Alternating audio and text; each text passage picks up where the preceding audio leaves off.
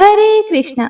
नमस्कार भक्तों, संगीता धर्म सागर चैनल परिवार में आप सभी का दिल से स्वागत है। हे प्रिय भक्तजनों, आइए सुनते हैं आज की महात्म्य कथा में आगे का वृतांत, जिसमें आप सुनेंगे कि जब धरती पर महाप्रलय आया था उस समय क्या हुआ था और मार्कंडेय मुनि की बड़ी ही रोचक कथा। इससे पहले की महात्म्य कथा को सुनने के लिए, लाइक करने के लिए, कमेंट के द्वारा अपना आशीर्वाद देने के लिए आप सभी भक्तों का दिल से धन्यवाद। तो आइए आज की महात्म्य कथा प्रारंभ करते हैं। ओम नमो नारायणाय। हे प्रिय भक्तों, ब्रह्मा जी मुनियों से बोले, हे मुनिवरों, कल्प के अंत में जब महासंहार आरंभ हुआ, चंद्रमा, सूर्य और वायु का नाश हो गया, स्थावर जंगम समस्त प्राणी नष्ट होने लगे। उस समय की बात बतलाता हूँ, ध्यान पूर्वक सुनो। पहले प्रलय कालीन प्रचंड सूर्य का उदय होता है, फिर मेघों की घोर गर्जना होने लगती है, बिजली गिरती है, जिससे वृक्ष और पर्वत टूट फूट जाते हैं, सारे जगत का संहार हो जाता है, उल्कापात होता रहता है, सरोवरों और नदियों का सारा जल सूख जाता है। फिर वायु का सहारा पाकर संवर्तक नामक अग्नि समस्त विश्व में फैल जाती है। ऊपर से 12 सूर्य तपने लगते हैं। वह आग पृथ्वी को भेद कर रसातल में भी पहुंच जाती है और देवता, दानव तथा यक्षों को अत्यंत भय देने लगती है। पृथ्वी पर जो कुछ रहता है वह सब जलाकर नागलोक को भी दग्ध करती है और फिर क्रमशः नीचे के समस्त लोकों को तत्काल नष्ट कर देती है। 20 लाख योजन तक फैली हुई वायु और संवर्तक अग्नि देवता, असुर, गंधर्व, यक्ष, नाग और राक्षस सबको भस्म कर डालती है। ऐसे घोर महाप्रलय के समय परम धर्मात्मा मार्कंडेय मुनि अकेले ध्यानस्थ होकर बैठे थे। प्रलय अग्नि की लपट उनके पास भी पहुंची। उनके कंठ, तालु और होंठ सूख गए। उस महाभयानक अग्नि को देखकर वे भय से विवल हो उठे और कोई रक्षक ना पा सकने के कारण इधर उधर भागने लगे। उन्हें कहीं भी शांति नहीं मिली। वे सोचने लगे कि अब मैं क्या करूं, समझ में नहीं आता, किसकी शरण में जाऊं, किस प्रकार सनातन देव पुरुषेश का दर्शन करूं। इस प्रकार एकाग्र भाव से चिंतन करते करते वे महाप्रलय के कारणभूत सनातन दिव्य पद पुरुषेश नामक वट राज के पास पहुंच गए। उस दिव्य वट को सामने देखकर मुनि बड़ी उतावली के साथ उनके पास गए और उनकी जड़ पर जाकर बैठ गए। वहां ना तो काल अग्नि का भय था और ना ही अंगारों की वर्षा का। ना वहां संवर्तक अग्नि आ सकती थी और ना ही वज्रपात आदि का ही डर था। उसके बाद विद्युन मालाओं से विभूषित गजराजाओं के समान कांति वाले महामेघ आकाश में घुमड़ आए। उन्होंने समूचे आकाश को ढक लिया और इतनी वृष्टि की कि पर्वत, वन और आकरों सहित समस्त पृथ्वी जल राशि में डूब गई। संपूर्ण दिशाएं पानी से भर गई। मूसलाधार वृष्टि करके वसुंधरा को डुबाने वाले मेघों ने उस भयंकर संवर्तक अग्नि को बुझा दिया। इस प्रकार 12 वर्षों तक भारी वृष्टि होती रही। समुद्र ने अपनी मर्यादा छोड़ दी। पर्वत गल गल कर बह गए और पृथ्वी पानी में डूब गई। हे प्रिय भक्तों, ब्रह्मा जी आगे बोले कि उसके बाद प्रचंड आंधी उठी। उस प्रबल प्रभंजन के वेग से सारे मेघ छिन्न भिन्न हो गए। उसके बाद भगवान विष्णु उस भयंकर वायु को पीकर एक अरण्य में शयन करने लगे। हे प्रिय भक्तों, उस समय समस्त स्थावर जंगम का अभाव हो गया। देवता, असुर, मनुष्य, यक्ष और राक्षस भी नष्ट हो गए थे। उस समय मार्कंडेय मुनि ने विश्राम के अनंतर श्री पुरुषोत्तम का ध्यान करने के बाद जब आंखें खोली तब पृथ्वी को जल में निमग्न पाया। वह वट वृक्ष, पृथ्वी, दिशा आदि, सूर्य, चंद्रमा, अग्नि, वायु, देवता, असुर और नाग आदि कोई भी दिखाई नहीं देते थे। मुनिवर मार्कंडेय भी स्वयं जल में गोते खाने लगे। तब उन्होंने तैरना आरंभ किया। वे आर्त भाव से इधर उधर तैरते हुए भटकने लगे। उन्हें कोई अपना रक्षक नहीं मिलता था। उनके ध्यान करने से भगवान पुरुषोत्तम को प्रसन्नता हुई थी। इसीलिए मुनि को भय से व्याकुल देखकर वे कृपा पूर्वक बोले, उत्तम व्रत का पालन करने वाले बेटा मार्कंडे, तुम अभी बालक हो, थक गए होंगे। आओ आओ, शीघ्र मेरे पास चले आओ। अब तुम्हें डरने की आवश्यकता नहीं है, मेरे सामने आ गए हो। भगवान की यह बात सुनकर मुनि चिंता में निमग्न हो गए और वे सोचने लगे, क्या मैंने स्वप्न देखा है या फिर मुझ पर यह मोह छा गया है। यह विचार आते ही उनके मन में दुख नाशक बुद्धि का उदय हुआ। उन्होंने यह निश्चय किया कि मैं भक्ति पूर्वक भगवान पुरुषोत्तम की शरण में जाऊंगा। हे प्रिय भक्तों, ऐसा निश्चय करने के बाद ही मार्कंडेय मुनि मन ही मन भगवान का स्मरण करते हुए उनकी शरण में चले गए। तब उन्होंने जल के ऊपर फिर से उस विशाल वट वृक्ष को देखा। उसके ऊपर सुंदर दिव्य पलंग बिछा हुआ था, जिस पर बाल रूपधारी भगवान श्री कृष्ण विराजमान थे। वे कोटि कोटि सूर्यों के समान तेजस्वी शरीर से दीप्यमान हो रहे थे। चार भुजा, सुंदर अंग, पद्म पत्र के समान विशाल नेत्र, श्रीवत्स चिन्ह से विभूषित वक्ष स्थल और हाथों में शंख, चक्र एवं गदा थी। हृदय वनमाला से आवृत था। वे दिव्य कुंडल धारण किए हुए थे।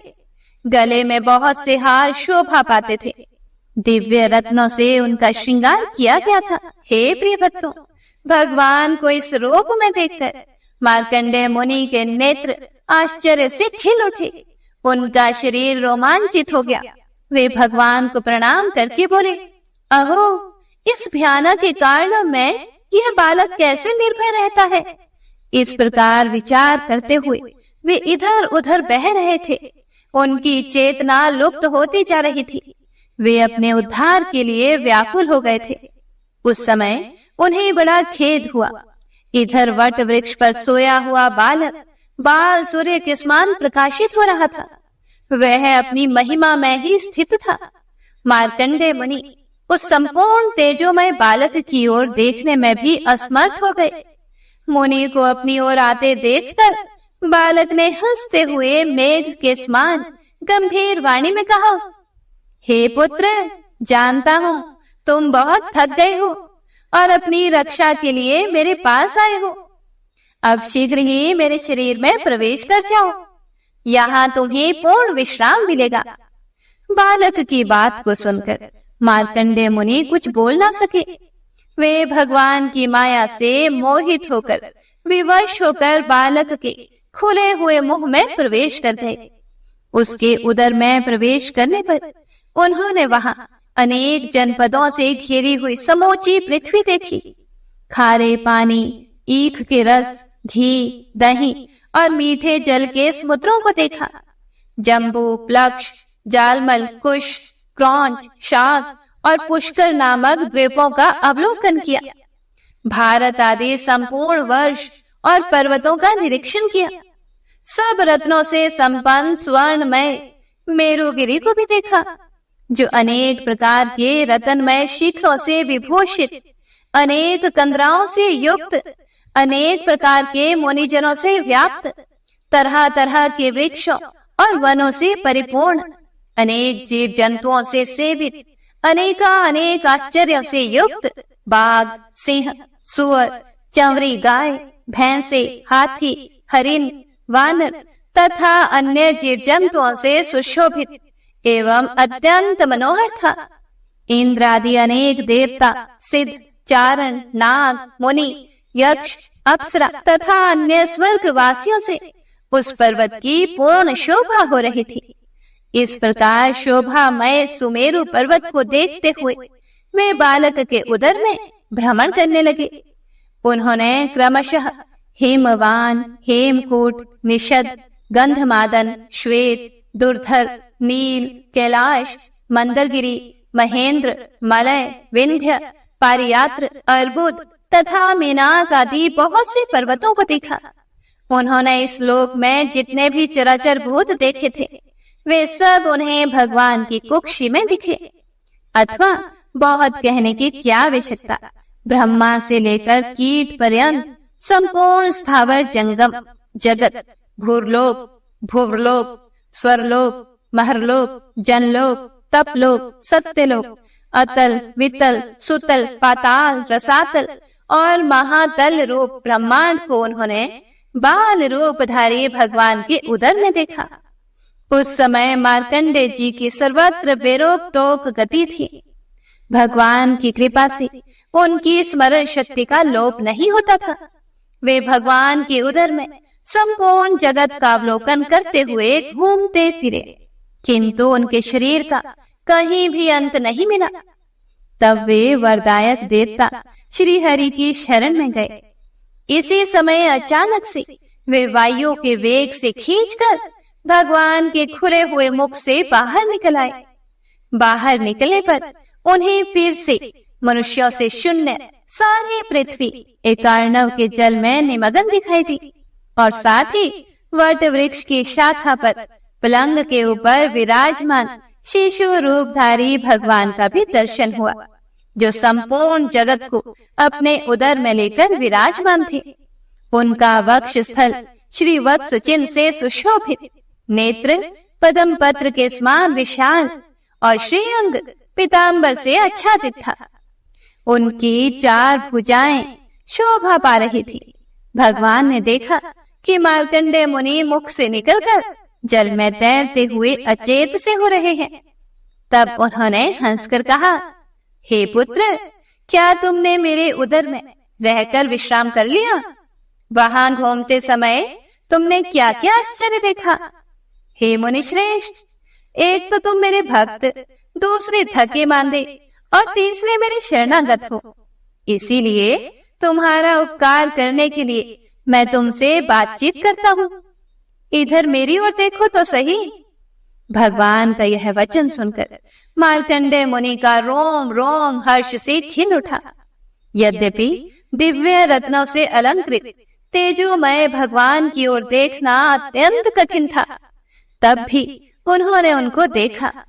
भगवान की कृपा से उन्हें क्षण भर में नूतन, प्रसन्न एवं निर्मल दृष्टि प्राप्त हो गई। तब मार्कंडेय जी ने भगवान के देव वंदित चरणों को, जिनकी उंगलियां और तलवे लाल लाल थे, मस्तक झुकाकर प्रणाम किया। हर्ष से युक्त और विस्मित होकर बारंबार उनकी ओर देखा तथा हाथ जोड़कर हर्ष गदगद वाणी में उन परमात्मा की स्तुति करना आरंभ किया। मार्कंडेय जी बोले, माया से बाल रूप धारण करने वाले हे देव देव जगन्नाथ, कमल के समान सुंदर नेत्रों वाले हे सर्वश्रेष्ठ पुरुषोत्तम, मैं दुखित होकर आपकी शरण में आया हूँ, मेरी रक्षा कीजिए। संवर्तक नामक अग्नि ने मुझे संतप्त कर रखा है। मैं अंगारों की वर्षा से भयभीत हो रहा हूँ, मेरा उद्धार कीजिए। हे देवेश, हे पुरुषोत्तम, मैंने आपके उदर में चराचर जगत का अवलोकन किया है, इससे मुझे बड़ा विस्मय हुआ है। मैं विषादग्रस्त तो हूँ ही, मेरी रक्षा कीजिए। हे पुरुषोत्तम, इस अवलंब शून्य संसार में आपके सिवा दूसरा कोई सहारा देने वाला नहीं है, मुझ पर प्रसन्न होइए। हे सर्वश्रेष्ठ, मुझ पर प्रसन्न होइए। विबुध प्रिय, प्रसन्न होइए। देवताओं के नाथ, मुझ पर प्रसन्न होइए। देवताओं के निवास स्थान, प्रसन्न होइए। जगत के कारणों के भी कारण सर्वलोकेश्वर, मुझ पर प्रसन्न होइए। सबकी सृष्टि करने वाले हे देव, प्रसन्न होइए। हे धरणीधर, मुझ पर प्रसन्न होइए। जल में निवास करने वाले हे परमेश्वर, मुझ पर प्रसन्न होइए। हे मधुसूदन, मुझ पर प्रसन्न होइए। हे कमलाकांत, हे त्रिदशेश्वर, हे कंस और केशी का नाश करने वाले श्री कृष्ण, मुझ पर प्रसन्न होइए। अरिष्टासुर का नाश करने वाले हे गोविंद, प्रसन्न होइए। दैत्य नाशक हे श्री कृष्ण, प्रसन्न होइए। दानवों का अंत करने वाले हे वसुदेव, मथुरावासी हे हरे, मुझ पर प्रसन्न होइए। यदुनंदन, प्रसन्न होइए। इंद्र के छोटे भाई उपेंद्र, वरदायक अविनाशी हे देव, आप ही पृथ्वी, आप ही जल, आप ही अग्नि और आप ही वायु हैं। हे जगतपते, आकाश, मन, अहंकार, बुद्धि, प्रकृति तथा सत्वादी गुण भी आप ही हैं। आप संपूर्ण विश्व में व्यापक पुरुष हैं, पुरुष से भी उत्तम पुरुषोत्तम है। हे प्रभु, आप ही संपूर्ण इंद्रियां और उनके शब्द आदि विषय हैं। आप ही दिक्पाल, धर्म, वेद, दक्षिणा सहित यज्ञ, इंद्र, शिव, देवता, हविष्य और अग्नि है। वसु, रुद्र, आदित्य और ग्रह भी आपके ही स्वरूप हैं। और जितनी भी जातियां हैं, जो कुछ भी जीव नामधारी पदार्थ हैं, वह सब आप ही हैं। अधिक कहने की क्या आवश्यकता। ब्रह्मा से लेकर तिनके तक जो भी भूत, भविष्य, वर्तमान चराचर जगत है, वह आप ही हैं। हे देव, आपका जो परम स्वरूप है, वह कुटस्थ, अचल एवं ध्रुव है। उसे ब्रह्मा आदि देवता भी नहीं जान पाते। फिर हम जैसे छोटी बुद्धि वाले मनुष्य कैसे उसका तत्व समझ सकते हैं। हे भगवान, आप शुद्ध स्वभाव, नित्य, प्रकृति से परे, अव्यक्त, शाश्वत, अनंत एवं सर्वव्यापी महेश्वर हैं। आप ही आकाश स्वरूप, परम शांत, अजन्मा, व्यापक एवं अविनाशी हैं। इस प्रकार आपके निर्गुण एवं निरंजन अर्थात माया रहित शुद्ध रूप की स्तुति कौन कर सकता है। हे देव, हे अविनाशी देव देवेश्वर, मैंने जो विकल एवं अल्प ज्ञान होने के कारण आपकी स्तुति की धृष्टता की है, उसे आप क्षमा करने की कृपा करें। मार्कंडे के इस प्रकार स्तुति करने पर भगवान बहुत प्रसन्न हुए और मेघ के समान गंभीर वाणी में बोले, हे मुनि श्रेष्ठ, तुम्हारे मन में जो भी अभिलाषा है उससे कहो। हे भ्रमऋषि, तुम मुझसे जो कुछ चाहोगे वह सब मैं तुम्हें दूंगा। फिर मार्कंडे जी बोले, हे देव, मैं आपको और आपकी माया को जानना चाहता हूँ। हे देवेश, आपकी कृपा से मेरी स्मरण शक्ति लुप्त नहीं हुई है। हे पुंडरीकाक्ष, आप अव्यय हैं। मैं आपके तत्व को समझना चाहता हूँ। इस संपूर्ण जगत को पीकर आप साक्षात परमेश्वर यहाँ बालक रूप से क्यों रहते हैं, ये सब बातें बताने की कृपा करें। हे प्रिय भक्तों, मुनि के इस प्रकार पूछने पर परम कांतिमान देवादिदेव श्री हरि ने मुनि को सांत्वना देते हुए जो कुछ भी कहा, उसका वर्णन आप अगले अध्याय में सुनेंगे। उम्मीद करती हूँ आपने यह कथा पूरे भक्ति भाव और प्रसन्न चित्त मन से सुनी होगी और आपको यह कथा पसंद आई होगी। पसंद आई हो, अगर आपने चैनल को अभी तक सब्सक्राइब नहीं किया है तो कृपया अभी कर लीजिएगा, ताकि आने वाली सभी वीडियोस का लिंक आपको समय पर मिल सके। हमारे चैनल पर कृष्ण जन्माष्टमी से संबंधित संपूर्ण जानकारी और कथा दी जाएगी, तो कृपया उसे अवश्य सुनिएगा। मिलते हैं अगली वीडियो के साथ, तब तक हरे कृष्णा, ओम नमः शिवाय।